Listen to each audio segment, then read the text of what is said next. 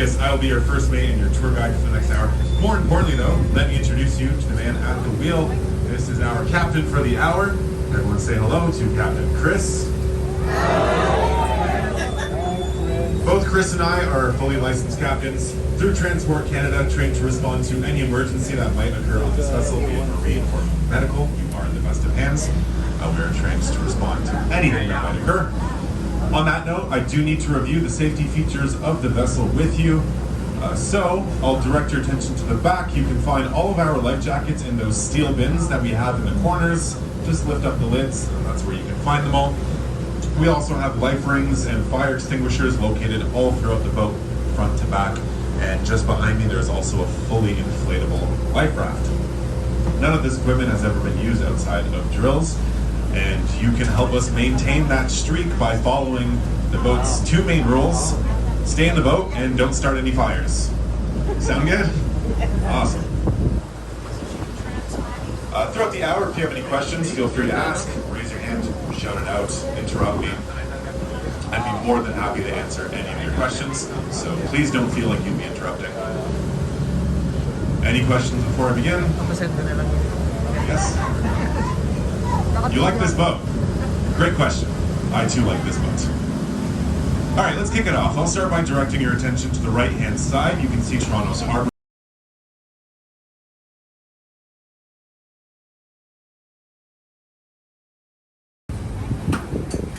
This all started to change in the 1970s, at which point the federal and municipal government banded together to initiate the Harbourfront revitalization program.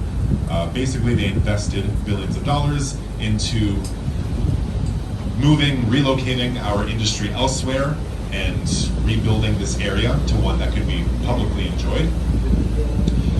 But if you look closely, you might notice that a lot of the buildings which occupy the Harbourfront today, they're actually old industrial relics. They've just been renovated and repurposed for more modern uses. You can see that sandy building with the green glass. That is actually an industrial relic that has undergone millions of dollars worth of renovations, that used to stand in the 1920s as the largest warehouse in Canada, but now you'll find industry. Today, it functions as a modern art gallery. To its left, you have that white building. It says Harbourfront Centre on the side of it. Another industrial relic that used to serve as a repair garage for trucks, where they set up tents on the weekends, and they have food vendors, jewelry vendors, and the sort. And just up ahead, another industrial relic, the Amsterdam Brewhouse. Today that serves as a restaurant and bar, also a microbrewery. But historically, this building was one of 18 near identical shipping warehouses used to store cargo. So as you can see, 4 back-to-back examples of the industry that used to occupy the area.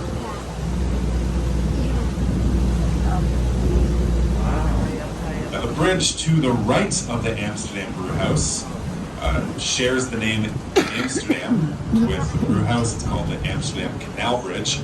And that's because we received the bridge from the city of Amsterdam as a thank you present. Canada helped liberate the Netherlands from Nazi occupation during the Second World War, and also we harbored their Dutch royal family when they were exiled from their country. So they actually sent Canada tulips every single year since the war as a thank you gift. And they also twinned our cities. The Netherlands, Amsterdam in the Netherlands, and Toronto in Canada were sister cities for decades. So we have the Amsterdam Bridge, and similarly in Amsterdam there is a bridge over the Amstel River called the Toronto Bridge.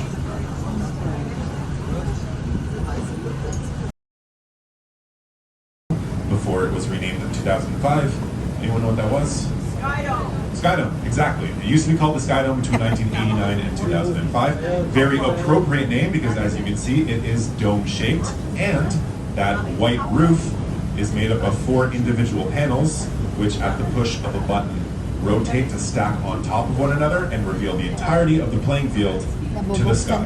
That's the name, Sky Dome. The name changed in 2005 when ownership changed hands. Rogers Telecommunications purchased the stadium and renamed it But you'll notice a lot of Torontonians still stubbornly refer to it as the Sky Dome. That many to choose from. But there was a naturally formed harbor here, thanks to the Toronto Islands. So he established Fort York in 1793, which over time grew into the township of York, which eventually changed its name to the city of Toronto.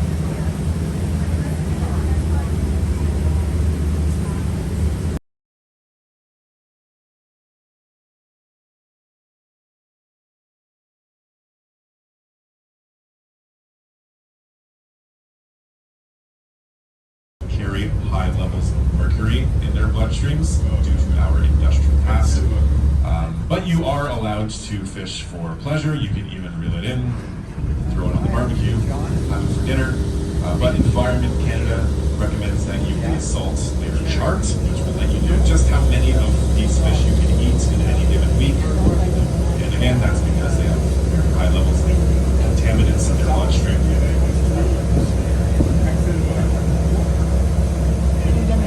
That doesn't mean that the water is polluted. Yeah, the water is actually quite clean. It is safe to swim. Many of the beaches in Toronto are blue flag, which is the highest rating of what it is. So if you can deal with the cold temperatures of the water, it's perfectly safe to swim.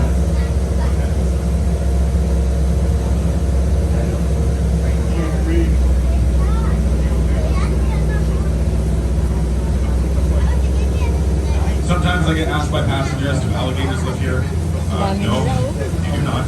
However, there once was a mechanical alligator brought out here for the filming of a movie. This movie was Police Academy 5. If you've seen it, you know that it does not take place in Toronto. It takes place, for the most part, in Florida. The problem with filming in the Florida Everglades is they have real alligators there, and you don't really want to encounter those. So, the production company scouted this location and they figured they can dress this up to look like the Everglades, threw up some palm trees, brought in a mechanical alligator or two. And I guess it was quite convincing. Only in one scene in the movie, kind of gives away the location. They forgot to edit out the CN Tower. It's standing very clearly in the background. This is quite common though. Toronto is dressed up to look like other American cities. Very often in a lot of American productions, a lot of movies, a lot of TV shows. Film is the second largest industry in our city. It's an industry worth $1.6 billion. It's also the third largest film industry in North America, only behind Hollywood and New York.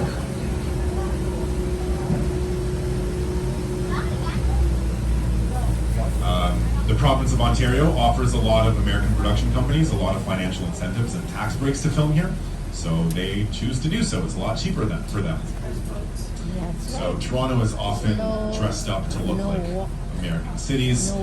For example, the movies Detroit Rock City, Philadelphia, A New York Minute, and Chicago were all filmed entirely in Toronto. Also, movies like Good Will Hunting and Spotlight, which take place in Boston, were filmed in Toronto. TV shows like The Boys and Suits, which take place in Manhattan, Toronto. The new Star Trek series, which takes place in space, Toronto. Umbrella Academy, the first X-Men movie, The Hulk with Edward Norton, Suicide Squad. There's a lot. The two It movies, Stephen King's It adaptation. There was even an HBO show, I forget the name of which, starring Kim Cattrall, no, not Sex and the City, that was filmed here at the Toronto Island Marina.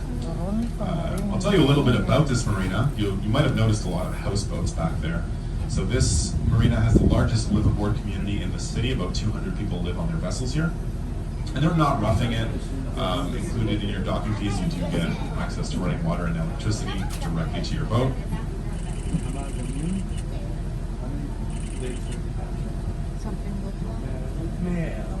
And it's, relatively speaking, quite inexpensive to live out here.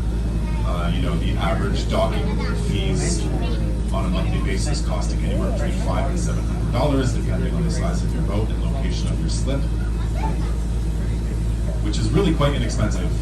especially when compared to the average rental prices downtown, which is like $2,000 a month for a studio apartment.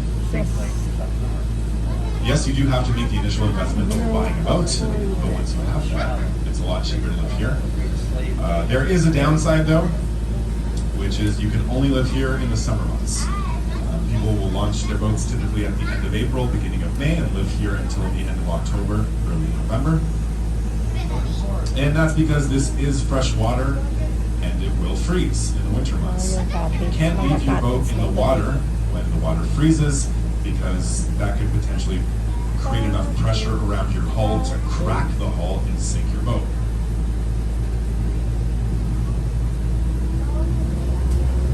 Yeah, so parts of the water freeze. So here where we are right now, yes, this will almost always freeze because it's very narrow, it's very shallow, the water doesn't move a whole lot. This will almost always freeze. The harbor, sometimes it's kind of a coin toss. It needs to be an especially bad winter for the harbor to freeze over. It needs to be very cold for an extended period of time for that to happen. And of course the lake is far too vast, that will never freeze. Where do they take the boats? Honestly, just on land. In a second, we're going to turn this corner here and you'll